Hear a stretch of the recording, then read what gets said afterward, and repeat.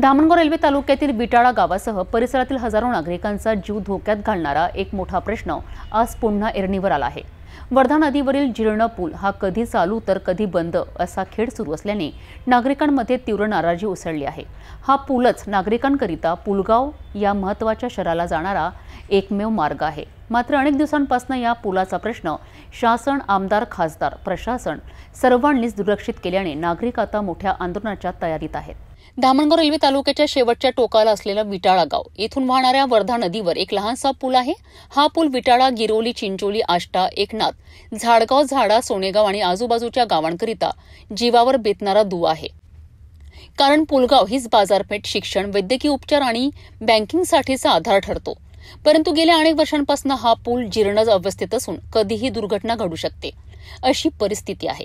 त्यामुळे प्रशासन अधूनमधून हा पूल वाहतुकीसाठी बंद करते। मात्र पर्यायी मार्गाने जाण्यासाठी लोकांना हायवेचा लांब फेरा मारावा लागतो।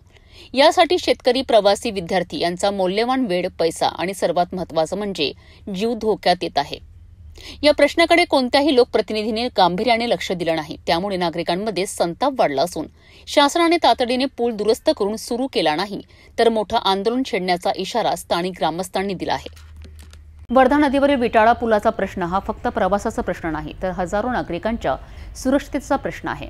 शासन आणि लोकप्रतिनिधींनी आता तरी जागा होऊन हा प्रश्न मार्गी लावा, नाहीतर नागरिक रस्त्यावर उतरून लढा उभारण्यास भाग पाडले जातील हे स्पष्ट दिसत आहे। आता बघायचं म्हणजे प्रशासन यावर किती तातडीने पावलं उचलतं।